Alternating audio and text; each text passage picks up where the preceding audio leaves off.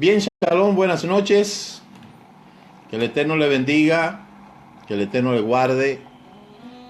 Damos gracias al Eterno que nos da la inmensa oportunidad de poder estar ahí con ustedes en esta noche para así llevar en esta noche un interesante estudio acerca de lo que son los ídolos de las naciones.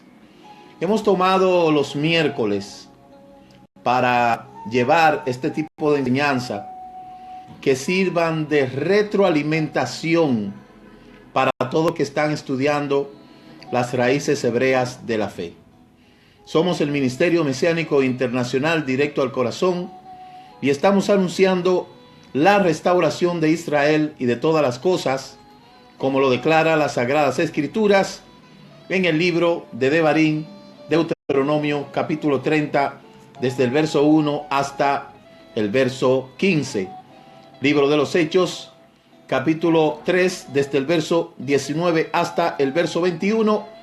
Y el libro de los Romanos, capítulo 11, desde el verso 18 hasta el verso 24. Nosotros estamos anunciando la restauración de los nombres Kadoshim, la restauración de las Sagradas Escrituras, la restauración de las fiestas y la restauración de nuestra identidad. Nosotros hemos salido de Roma y su falsa teología de reemplazo que sustituyó a Israel por la mal llamada iglesia, una institución formada por los seres humanos, y hemos regresado a casa. Estamos en casa porque el libro de Gálatas capítulo 4 verso 26 dice que la Jerusalén de arriba es nuestra casa, y así nosotros lo creemos. Agradecemos a todos su fiel sintonía. Cada miércoles estaremos llevando este tipo de estudio de retroalimentación para que usted pueda seguir alimentándose y pueda tener más conocimiento acerca de lo que son las raíces hebreas de nuestra fe. Usted puede comunicarse con nosotros al 809-671-2593, pero no ahora, después que concluyamos la transmisión, porque ahora no podemos atender el teléfono. Así es que no haga llamadas ahora, sino después. O puede escribirnos a nuestro correo electrónico ricardomoj7@yahoo.com.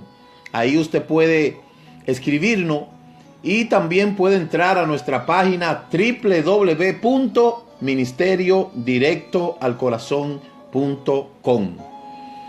Ahí usted puede tener todo lo que necesita, puede conseguir todo lo que necesita acerca de lo que es las raíces hebreas.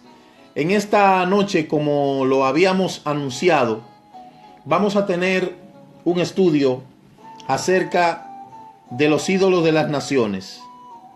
Hemos dado este tipo de estudio porque uno de los grandes problemas que el pueblo de Israel tuvo ha sido con el contexto de la idolatría. Y es un tema sumamente interesante en la Escritura, que fue causa de que el Eterno amonestara muchísimas veces a Israel. La idolatría es algo terrible. Y como estábamos nosotros hablando, la idolatría, según va aumentando la humanidad, asimismo la humanidad va evolucionando en el contexto de la idolatría. Ayer el pueblo de Israel, ¿verdad?, cayó con el becerro de oro, con otros ídolos que eran de las naciones que rodeaban a Israel, pero en la era moderna, en donde nosotros estamos, no es nada raro. La idolatría sigue ganando auge en el corazón de los seres humanos. Y en este tiempo, la idolatría es todavía, aunque más sofisticada, pero sigue siendo un punto de controversia en el corazón del hombre. Saludamos a todos los hermanos que están ahí en sintonía y espero que en esta noche podamos concluir todo este estudio y que no tengamos ningún percance, no tengamos ningún problema, para que podamos nosotros concluir esta transmisión. Agradecemos a nuestro Padre Eterno que nos da la oportunidad de poder estar aquí en esta noche. Realmente es una bendición el poder estar llevando todo lo que es, ¿verdad? Hablar de las cosas del Eterno. Para mí, esto yo lo llevo en la sangre. El hablar de las raíces hebreas es algo que me gusta y es algo que verdaderamente me gusta hacer, y para eso fuimos llamados. Así es que bendecimos a todos los hermanos y les saludamos de manera muy especial a los hermanos que se están contactando desde Texas. Tenemos una gran cantidad de personas que están en Texas y es probable que nosotros estemos en lo adelante, ¿verdad? Por allá, por aquel lugar, y compartiendo con algunos cuantos hermanos. Vamos a buscar entonces este estudio de los ídolos de las naciones. Este estudio está en Facebook. Hace muchos años nosotros estuvimos dando este estudio y tiene bastantes reproducciones, pero queremos puntualizar en ese sentido, para que podamos nosotros seguir, ¿verdad?, aumentando o ampliando ese tema en este sentido. Quédense ahí. Vamos a retornar en breve, en brevísimo. Vamos a hacer unos cuantos ajustes que tenemos que hacer por aquí y vamos a regresar de inmediato con este tema acerca de los ídolos de las naciones. No se vaya a ir, no le cambie. Vamos a hacer una pequeña pausita y vamos a regresar de nuevo con este importantísimo tema. Déjeme ver si puedo hacer los ajustes desde aquí sin tener que hacer el cambio. Ustedes saben, estamos en vivo. Si hay alguna persona que quiera hacer algún tipo de pregunta, lo puede hacer. Si hay alguien que tiene quizás alguna pregunta, puede hacerlo, para así nosotros ir avanzando. Déjeme buscar aquí el tema y saludamos de nuevo a todos los hermanos que están en sintonía con su programa Regresando a tus raíces desde nuestro escritorio. Hoy, como ya lo he estado anunciando, vamos a hablar de los ídolos de las naciones. Las naciones que rodeaban a Israel, claramente el Eterno siempre aconsejaba al pueblo de que tuviera mucho cuidado acerca de la costumbre de esas tierras paganas. Uno de los grandes enemigos de la identidad es la asimilación. No importa sea cual sea la identidad, esto siempre ha sido un problema en todos los aspectos de la vida. La asimilación. El usted tener que enfrentar una serie de enemigos que pueden desviarlo de las cosas a los cuales el Eterno le envió. Y era lo que el Eterno le hablaba claramente a su pueblo.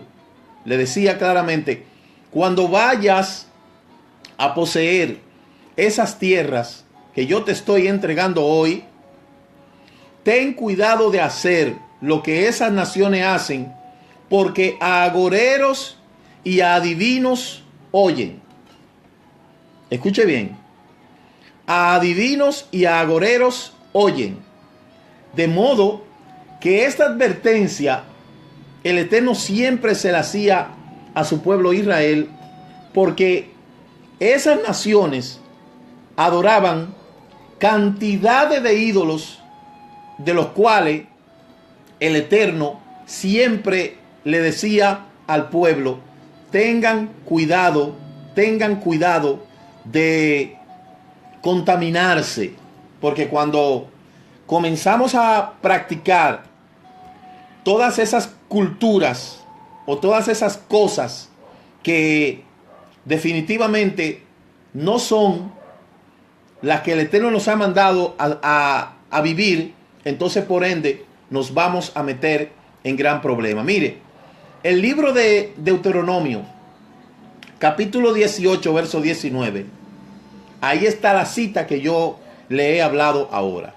Cuando ustedes entren en la tierra que el Eterno su Elohim les está dando, oiga lo que dice: no aprenderán a seguir las prácticas abominables de aquellas naciones.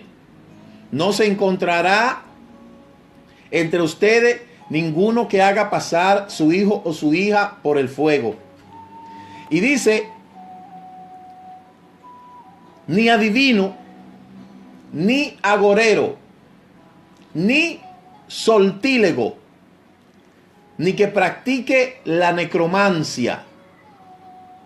Ustedes serán de puro corazón. Oiga la advertencia. Porque estas naciones que ustedes están al poseer, escuchan a agoreros y escuchan a adivinos. Entonces, ahí está la advertencia. Por eso, todas esas naciones que rodeaban a Israel, ahí estaban los cananitas, los hititas, los filisteos, estaban los moabitas, los amonitas, los edomitas, y todas esas naciones tenían cantidades de dioses, por lo cual el Eterno le invitaba a que tengan cuidado de las prácticas de esas naciones. Todas esas naciones tenían cantidades de ídolos que por ende era algo sumamente espantoso el poder vivir en esos lugares. Entonces, por eso es que, no sé si usted se fija, que dentro de los temas que nosotros estamos tratando, o de los temas que nosotros puntualizamos como objetivo específico, está la restauración de los nombres. ¿Por qué? Porque cada nación tiene un dios y tiene cantidades de dioses. Y obviamente estas naciones paganas no tenían un solo dios. Por eso se le conoce como politeístas. Estas culturas politeístas tenían cantidades de dioses. Y cada uno de estas deidades ocupaba un lugar en la vida de esas personas. Entonces, cuando el Eterno le dice a Israel, ten cuidado de lo que practican esas naciones, se lo estaba diciendo porque él sabía el peligro que era vivir en esos lugares. Y como de cierta manera esas culturas ya estaban más avanzadas que Israel, que era una cultura que apenas estaba empezando a desarrollar, por eso le dio la advertencia. El libro de Jeremías, capítulo 16, puede buscar Jeremías 16, verso 19, dice: he aquí que nuestros padres heredaron mentira. Nuestros padres heredaron mentira. ¿Y a qué se está refiriendo? A que cuando el pueblo de Israel se estableció y continuaron obedeciendo los mandamientos del Eterno, después que el pueblo cayó en la división del reino, cuando muere Salomón, ahí fue una historia diferente. Y todos los hijos entonces empezaron a conocer otros dioses que no era lo que el Eterno le había mandado que hiciesen. Entonces de ahí es donde vienen los grandes problemas que ha traído como consecuencia la dispersión de las 10 tribus. Entonces, todas estas naciones que tenían infinidad de dioses, obviamente el pueblo se contaminó. Nunca, yo siempre le digo que nunca ha sido fácil. Nunca ha sido fácil servir al Eterno. En todos los tiempos, en todas las épocas y en todas las horas, el servirle al Eterno siempre ha sido un reto. Es un reto servirle al Eterno. Y nosotros, por ejemplo, yo escucho mucha gente que dicen, no, porque no es fácil uno salir de una enseñanza que le han dado a uno tantos años, una enseñanza de que por tanto tiempo uno ha estado ahí metido en eso. Eso es muy difícil. Óigame, es difícil para aquel que no tiene llamado. Señores, yo he conocido personas que han conocido la restauración ellos solos, sin ni siquiera escuchar un mensaje mío o de cualquier otro. Ellos solitos han conocido la restauración porque hay un llamado. Entonces aquellos que toman como excusa, quieren tomar como excusa que no, que es que son muy difíciles, es muy difícil salir de toda esa amalgama de toda esa amalgama de enseñanza y que eso es muy duro. Esas son excusas baratas. Cuando una persona quiere verdaderamente agradar al Eterno, no importa, oiga bien, en el lugar en donde se encuentre. No importa, sale de ahí. Entonces, Apocalipsis 18:4 dice: oí una voz del cielo que decía: salid de en medio de ella, pueblo mío, para que no participen de sus pecados, para que no reciban sus plagas. Y dice Isaías capítulo 52 verso 11: apártense de allí, nada inmundo toquen, salgan de en medio de ella, purifíquense ustedes, que llevan las vasijas de Yud Hei Bat Hei. Y dice Jeremías 58: huid de en medio de Babilonia y salid de la tierra de los caldeos, sé como macho cabrío frente al rebaño. Entonces, estas tres citas hacen claramente la advertencia de que tenemos que salir. Óigame bien, tenemos que salir definitivamente, tenemos que salir de de Babilonia. Es un llamado que el Eterno está haciendo. Salgan. Ya tenemos mucho tiempo metido ahí. Ya hemos recibido demasiadas enseñanzas falsas. Señores, ya es tiempo de salir de Babilonia. Entonces vamos a ver. Una de las naciones que más influenció al pueblo de Israel fue la cultura egipcia. Por eso Egipto representa ¿qué? El mundo. Y los ídolos de las naciones de Egipto no eran pocos. Ahí tenemos a Tot, ahí está Aset, y ahí está Apis y otros dioses más que verdaderamente eso influenció de tal manera al pueblo hebreo en Egipto, que dice un Midrash que a Yahweh le fue fácil sacar al pueblo de Egipto, pero no fue fácil sacar a Egipto del pueblo. Por eso, hablando un poquito de historia, ya para ir adentrándonos, para ir aterrizando en nuestro tema, la edad antigua, que es la época histórica que es conocida con el surgimiento donde se desarrollan las primeras civilizaciones, como yo se lo he enseñado, las civilizaciones hídricas, las civilizaciones que estaban formadas en esa media luna, esa luna fértil que se conoce como Mesopotamia, y luego vamos subiendo hasta llegar a Siria. Esa media luna fértil, como se le llama en historia, estaba plagada de naciones, y también esas naciones tenían cantidades de ídolos. Y siempre yo le digo, la historia que nos enseñan a nosotros es una historia eurocéntrica. ¿Por qué es una historia eurocéntrica?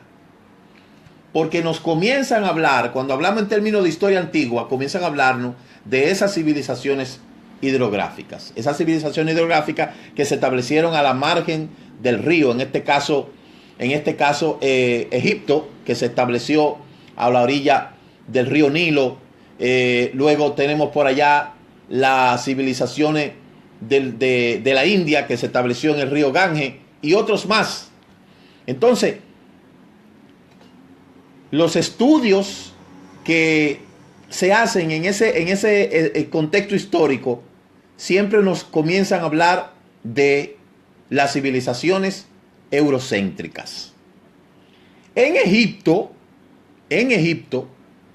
como lo repetí hace un momentito, habían cantidades de ídolos.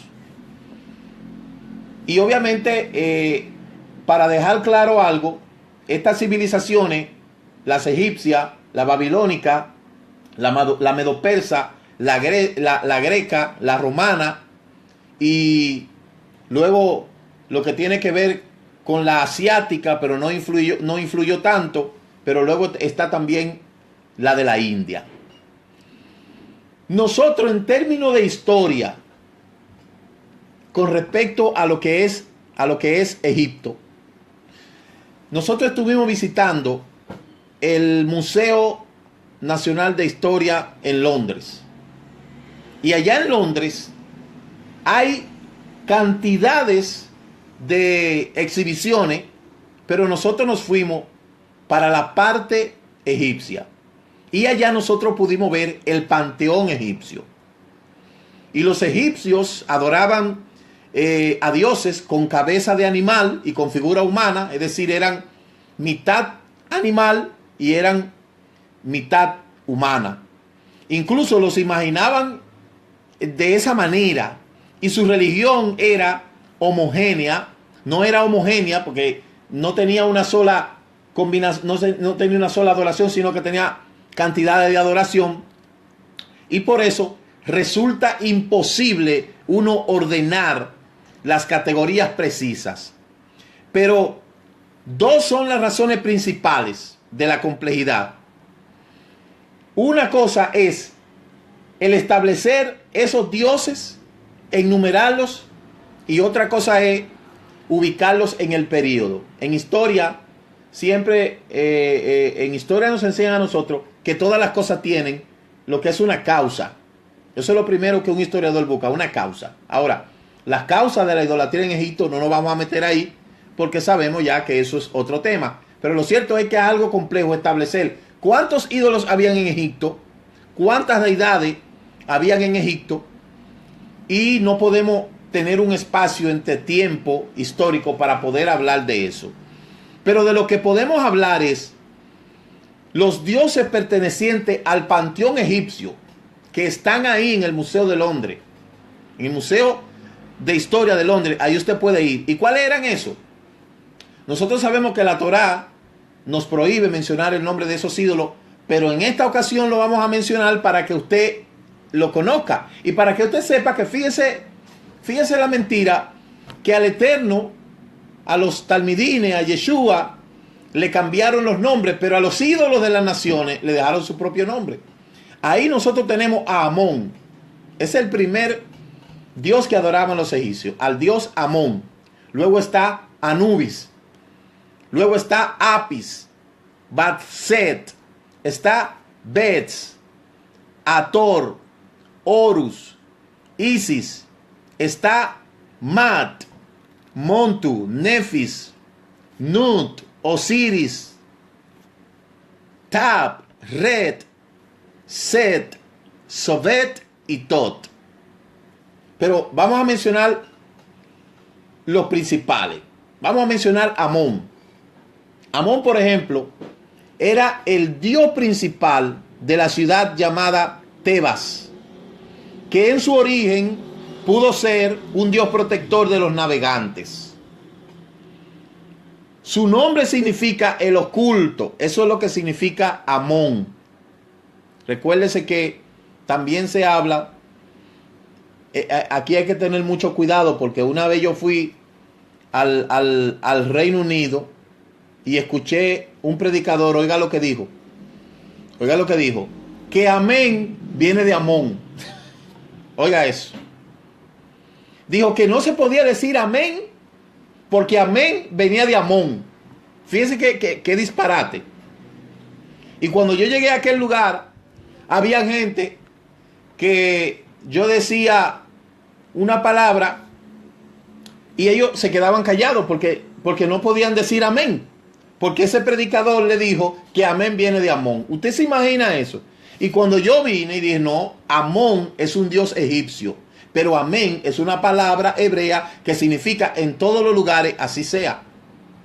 Y luego ahí fue que la gente comenzó como a analizar. Entonces, ese dios Amón lo que significa es el oculto. Y no podemos nunca nosotros decir que amén viene de Amón. Pues eso es un error grandísimo. También se fusionó ese dios Amón con el dios Sol y recibió el nombre de Amon-Ra. ¿Ve? Amon-Ra. Ra es el sol y Amon es oculto, es decir, lo oculto del sol. Y se representa bajo aspecto humano y con un tocado consistente, con una corona de dos grandes plumas verticales juntas. Entonces, si usted escucha eso por ahí, de que no se puede decir amén porque amén viene de Amón, eso es falso. La etimología de la palabra amén en el diccionario bíblico Strong es totalmente diferente a la palabra Amón, que es esta deidad. Fíjense, por eso es importante tocar estos temas. Shalom, hermana Juanita Marmolejo, que el Eterno le bendiga. Tenemos también a Osiris. Y Osiris era una deidad también egipcia. Y fíjese, yo he conocido varias personas que tienen este nombre, Osiris. Pues Osiris es una deidad egipcia. Porque aquí la gente le pone los nombres a los muchachos sin saber el significado. Quizá en una de estas sesiones vamos a estar hablando del nombre. Pero por eso es importante usted no ponerle nombre de deidades. Hay muchas personas por ahí también que se llaman Isis. Isis es una diosa también egipcia. Entonces ya hemos conocido claramente estos dioses babilónicos, estos dioses egipcios. El principal era Amón, y luego Isis, y después Anubis, Horus y así sucesivamente. Solamente hemos mencionado unos cuantos para que tenga más o menos una idea. Y mencioné Amón porque yo escuché cuando estuve en el Reino Unido ese predicador que saltó con eso, de que no se puede decir Amón porque no se puede decir amén porque amén viene de Amón. Eso es totalmente falso. Eso es falso. Entonces vámonos para Babilonia. Recuerde, para concluir con Egipto. Egipto influenció fuertemente a Israel.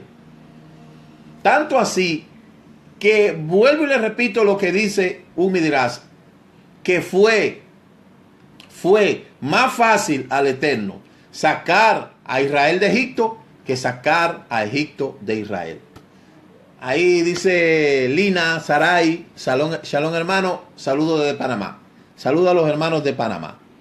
Vámonos entonces para Babilonia. Mire, las religiones de Mesopotamia, como usted lo puede ver en el estudio que yo di, que se llama La nacionalidad del patriarca Abraham Avinu, ahí usted tiene conocimiento y bastante material acerca de esta religión babilónica. Óigame, tanto Egipto en la escritura, que representa el sistema del mundo y todo ese compendio del mundo. Por eso al celebrar Pesa, nosotros estamos celebrando la libertad, pero por otro lado la salida de Egipto, de un Egipto físico como de un Egipto espiritual. Ahora Babilonia representa el poder religioso. Por eso es que Apocalipsis 18:4, donde hemos leído, dice claramente, salí en medio de ella, porque tanto Egipto como Babilonia, estas dos naciones que fueron bastante influenciantes, o estas dos potencias, todavía se menciona porque representan algo sumamente fuerte. Una representa la esclavitud, que es Egipto, y otro el poder religioso. Entonces, en Babilonia, en Mesopotamia, que Babilonia era la capital de Mesopotamia, es la primera civilización del continente del euroasiático. Esa primera cultura es lo que nos enseñan a nosotros en la universidad, y todos los estudiantes de historia, pues tuvimos que relacionarnos profundamente con lo que fue esta cultura babilónica, porque fue la primera cultura que se nos enseña a nosotros en la universidad. Ahí en esa cultura babilónica, que también era politeísta, estaba el principal dios, se llamaba Marduk, que era el dios nacional de los babilónicos. Estaba Mun, que era el dios de las tinieblas, Nabut, el dios de las artes de escribir, y estaba Nadar, que era el dios de la luna. Entonces, esta Mesopotamia, cabe decir que es la cuna de las religiones. Y Mesopotamia hace referencia a los ríos Tigres y Éufrates. ¿Qué es lo que significa Mesopotamia? Mesopotamia significa tierra comprendida entre dos ríos. Y ahora es la zona en donde ocupa Irán. Y allí aparecieron las primeras ciudades y la escritura, y se desarrollaron grandes civilizaciones que fueron heredando y adaptándose paulatinamente. El primer rey de Babilonia se llamó Sargón, y el segundo rey de Babilonia se llamó Hammurabi, que fue el que trajo lo que es el primer código. El primer código de ley fue Hammurabi, que de ahí en adelante hizo cierta reforma. Entonces, Babilonia ejerció gran influencia de igual manera. El Eterno llama a Abraham, al patriarca Abraham, de ahí, le dice, sal de tu tierra y de tu parentela. Y aquellos que viven en el Reino Unido, yo le invito a que usted visite el Museo Nacional de Historia, para que usted vea el Museo de la Civilización, para que usted vea cómo hay gran cantidad de enseñanza ahí y de pictografía que tiene que ver con Babilonia. Entonces, esta religión mesopotámica, obviamente, es la cuna del politeísmo mucho antes que Egipto. Mucho antes que Egipto. Yo cité a Egipto primero por la similitud y la y todo ese compendio de ídolos de los cuales Israel aprendió. Vamos entonces para lo que es la cultura medo-persa. En la cultura medo-persa, como sabemos que Irán es una meseta de Asia y es muy vecina de Mesopotamia. Los medos están en la media luna fértil y de ahí, en ese lugar, acontecieron importantes sucesos históricos que de igual manera han sido importantes para toda la humanidad, afectado a toda la humanidad. Esta meseta ocupa nada más y nada menos que 2 millones de kilómetros cuadrados y limita con el Valle del Tigre y el Éufrates, que es separado por los montes Sagros. Mire, al este tiene el Valle del Río Indo, que está próximo a la India. Al norte está el Mar Caspio y Turquestán. Al sur está el Golfo Pérsico y el Océano Índico. Entonces, en el corazón de su territorio es una zona desértica, rodeada de altas montañas y tierras, apta para el cultivo, la ganadería, y se encuentran en las laderas de los valles. Y en la actualidad la región está ocupada por los estados Irán, Afganistán y Pakistán. Entonces, la idolatría que había en ese lugar, los dioses eran, al igual que en Egipto, pero aquí ya con otras apariencias, como por ejemplo la vaca, ¿verdad? Y adoraban cantidades de dioses ellos, cantidades de dioses. Entonces esta parte de Medo-Persa, el Irán actual, es una tierra que siempre ha estado en conflicto. Nunca ha cesado de haber guerra en ese lugar. Creo que es una de las zonas más conflictivas del mundo. Está ahí. Actualmente ustedes ven cómo está Irán. Pero eso no es desde ahora que Irán ha estado en guerra. Siempre, eso es todo el tiempo, todo el tiempo. Vamos a entrar ahora en lo que es Grecia. Aquí sí hay muchas cosas que decir, mi hermano. Aquí sí. Grecia, que el término antiguo se refiere al periodo de la historia que abarca desde la Edad Oscura, en el 1100, antes de la Era Común, hasta la invasión dórica, que fue hasta el 146, cuando Roma la conquista tras la batalla en Corinto. Aquí en Grecia separaron las aguas. Aquí separaron las aguas. Porque la mitología greca es una cosa terrible.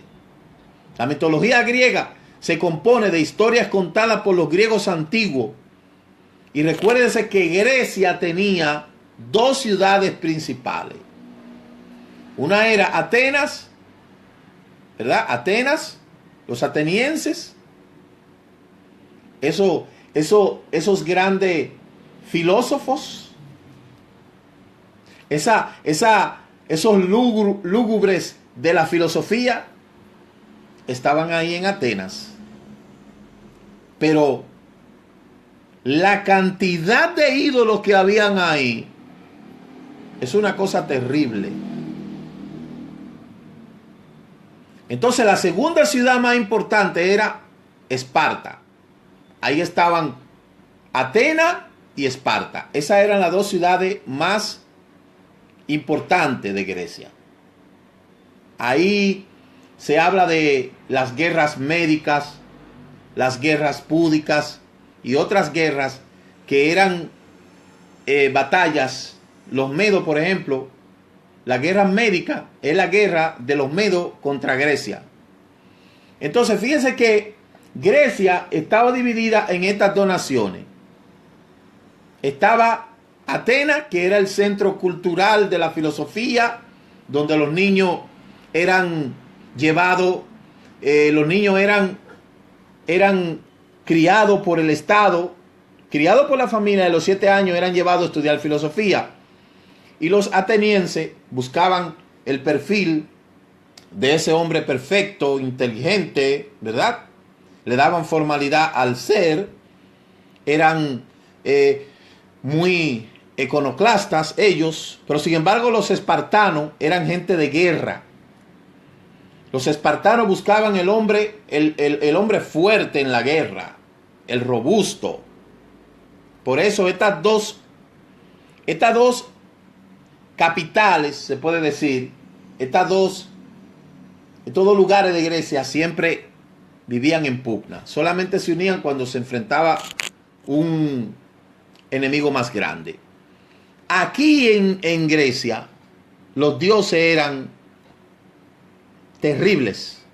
Y ahí encontramos el primero, Zeus, que es el dios del trueno y es el de mayor rango y el más poderoso que está allá en lo que es el Olimpo. Cuando usted ve toda esa eminencia arquitectónica de los dioses del Olimpo, esto es una cosa asombrosa, ver históricamente a Grecia, pero ir pronto a Grecia.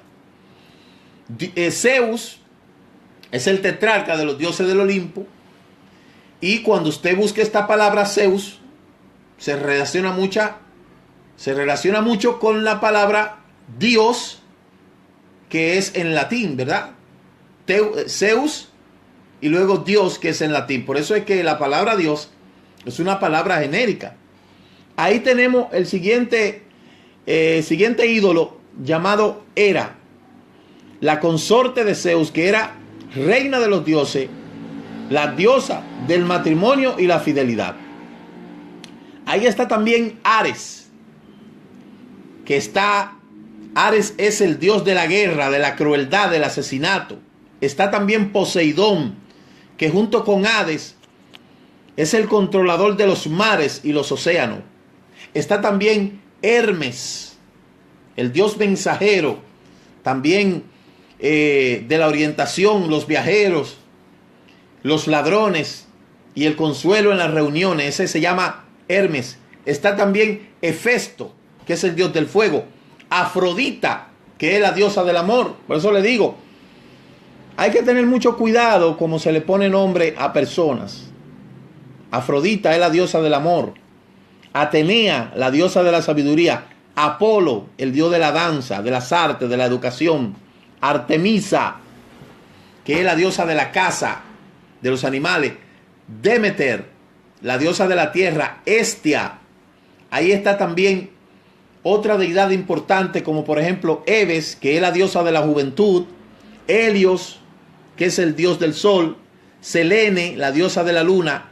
Hades, que es el dios del inframundo. Si usted busca la representación de Hades, del inframundo, de ahí es donde se saca la teoría esa del infierno.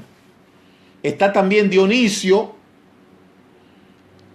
Perséfones, Heracles, Caos. Oiga, Caos es un dios. Crono es otro dios. Rea también es otro dios. Y de igual manera también Kairos es otro dios. Ahí está también Pan. Bueno, ya Pan viene siendo del Imperio Romano, que lo vamos a ver ahora, que es a través del cual se hacen el carnaval. El carnaval la hacen en memoria de estos tres dioses: Eros, Pan, que es el dios del baile, y Baco, que es el dios del vino. Entonces la cultura griega es una cosa tremenda. A mí me tocó exponer acerca de la cultura griega en lo que es la escuela de arte, la materia de arte, y esto es algo tremendo. No hay manera de uno acabar de estudiar la cultura griega. Es una cosa inmensa, porque Grecia tuvo varios periodos, y estos periodos cada uno tiene sus historias. Pero se dice, oiga bien, que los romanos conquistaron a Grecia, pero yo siempre he dicho que fue lo contrario. Los griegos conquistaron a Roma, porque mientras los romanos conquistaron bélicamente a Grecia, pero Grecia lo conquistó ideológicamente. Y de ahí es donde viene el sincretismo. Grecia y Roma, la cultura latina. Y luego el Imperio Romano que fue una etapa de la civilización romana en la antigüedad clásica, posterior a la República Romana. Esta población también tiene su mitología y su creencia. Si hablamos en términos de historia, nosotros vemos que Roma viene de la mitología de Rómulo y Remo, pero en la historia nosotros no tocamos ese punto porque los mitos, aunque suelen ser parte de la historia, pero necesariamente no tiene una veracidad. Ahora, nosotros sí sabemos que el Imperio Romano viene precedido por una expansión de habitantes más arriba de los babilónicos, mucho más arriba, y se puede decir que fue uno de los imperios más terribles que se ha levantado en la humanidad. El nacimiento del imperio viene precedido por la expansión de su capital Roma, que se extendió su control en torno al mar Mediterráneo bajo la etapa imperial de los dominios de Roma, que siguieron aumentando hasta llegar su máxima extensión del reinado de Trajano. Ahí en el Imperio Romano hay varios periodos, pero como nosotros estamos tocando el contexto de la idolatría, la religión de los romanos, al igual que los griegos, era politeísta, adoraban cantidades de dioses. Lo más venerado eran Júpiter, Minerva, Junos. Y cuando nosotros entramos en lo que es la creación del calendario, ahí nosotros nos damos cuenta la influencia de Roma en la creación del calendario. En el estudio que habla acerca de los calendarios, sabemos lunes, martes, miércoles, jueves, viernes, sábado, domingo. Esos 7 días están dedicados a un dios pagano. Los meses del año también. De modo que Roma ha sido uno de los imperios más terribles. El Imperio Romano de Oriente, que llegó hasta el 476, y el Imperio Romano de Occidente, que llegó, su caída fue prácticamente, se desmembró o se destruyó prácticamente con la caída de la toma de Constantinopla, que es a partir de donde se comienza a contar la Edad Media. Ya de ahí en adelante entró en otra etapa de lo que es el Imperio Romano. Entonces, el panteón del Imperio Romano, de los dioses del Imperio Romano, ahí es casi similar a Grecia. Ahí estaba Urano, Gea, Ceres, Anteo, Océano, Saturno, Rea. Ahí está Anfitre, ahí está Febo, Diana, Baco, Mercurio, Neptuno, y igual manera Rómulo y Remo, está Vulcano, Venus, Minerva, Júpiter, y toda esa amalgama de dioses que ustedes oyen que se mencionan. Miren, el panteón de Agripa o el panteón de Roma, que es un templo circular construido en Roma a comienzos del Imperio Romano, dedicado a todos los dioses. Por eso la palabra panteón significa templo de todos los dioses.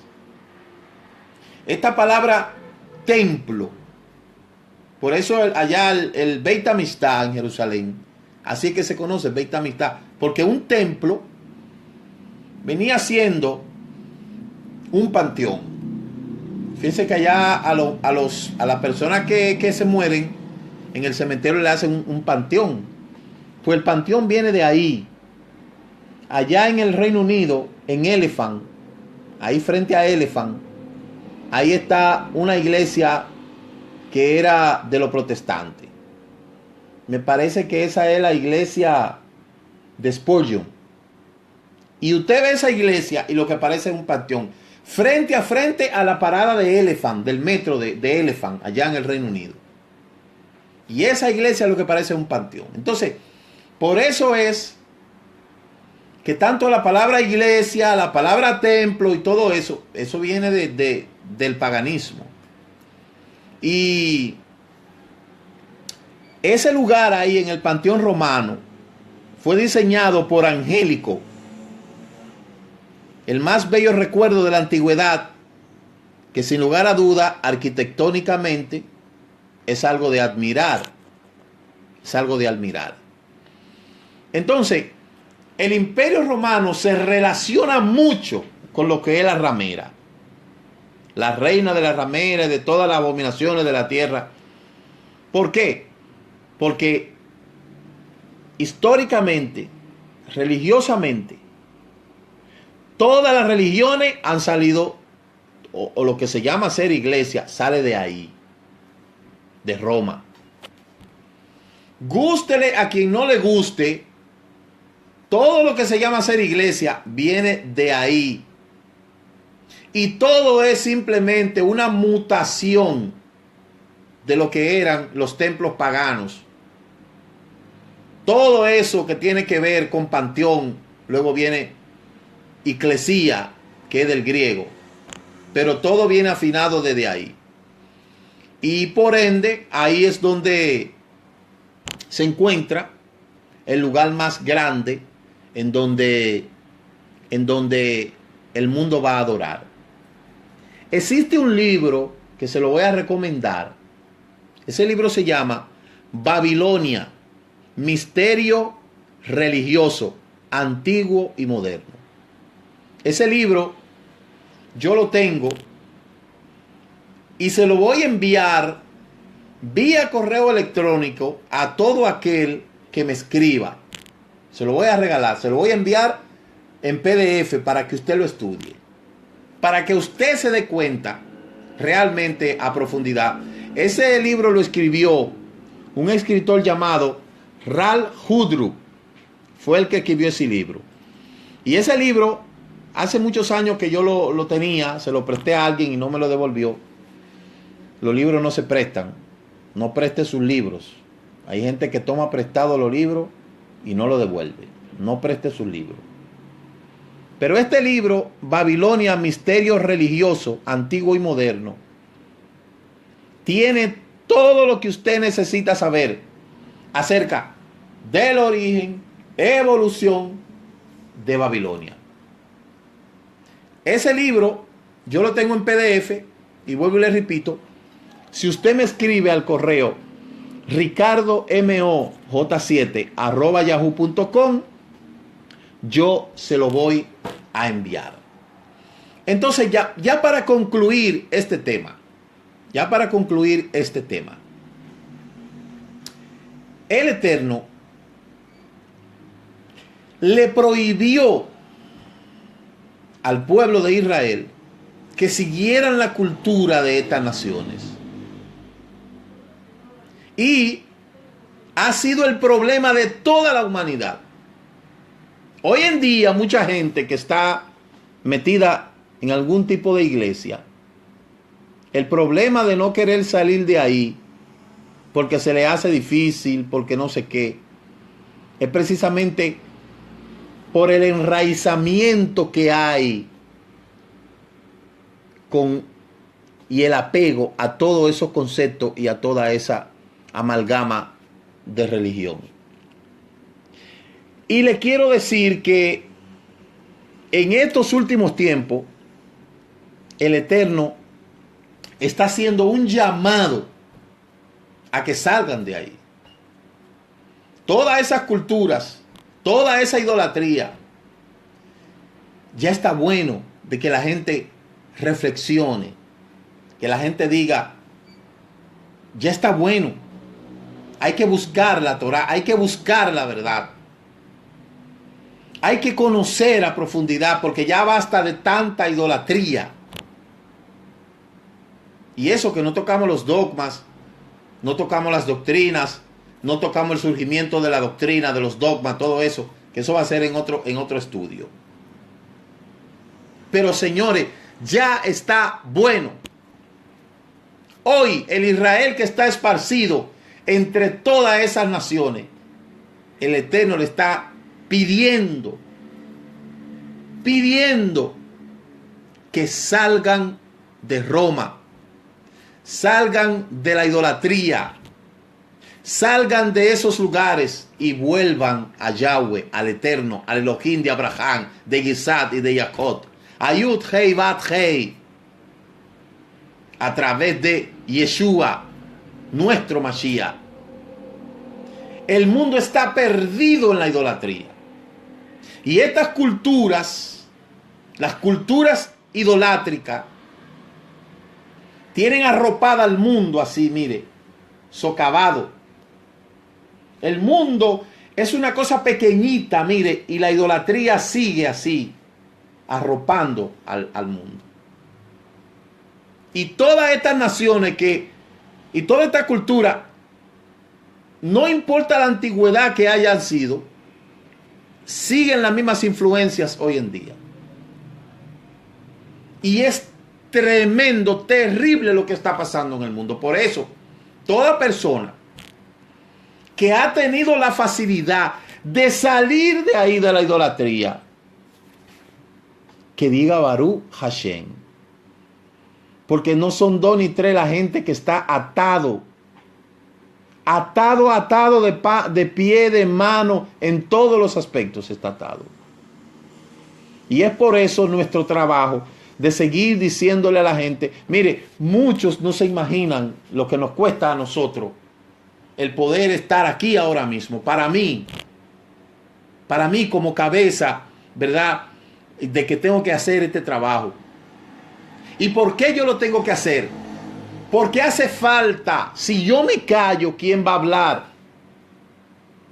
Si yo cierro mi boca, ¿quién va a hablar? Hay que seguirle diciendo a la gente, es tiempo de salir ya del paganismo de las naciones, del paganismo romano, del paganismo greco-romano, salir de ahí, del paganismo egipcio, salir de ahí y buscar al Eterno, único Elohim, Elohim de Abraham, de Isaac y de Jacob.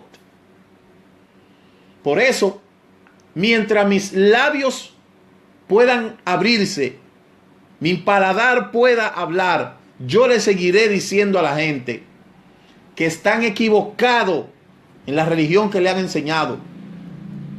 Hay que salir de la paganidad del mundo. Hay que salir de ahí. Es un asunto de vida o muerte. Hay que salir de la paganidad. Ya es tiempo de que Efraín salga de ahí y regrese a casa. Por eso, hay un llamado especial. Porque mientras los días van pasando, se van a poner más difíciles los tiempos. Por eso, número 1, acepte a Yeshua como Mashiach. Reconozca que solamente hay un solo Elohim. Acepte la Torá como regla de conducta. Y entienda que Israel es su pueblo. Conozca a profundidad. Haga tefilot, estudie. Nunca cese de estudiar. Nunca deje de estudiar, siga estudiando. Y es por eso que nosotros seguimos adelante con este compromiso. Por eso tenemos todas las cosas que usted necesite para estudiar la restauración. Nosotros se la enviamos. Entre a nuestra página. Nos hemos gastado cantidades de dinero en esa página que pudimos haberlo gastado en otra cosa. Lo invertimos ahí para que la gente tenga todo. Sin esperar nada de nadie, porque aquí nosotros no hacemos negocio con esta palabra.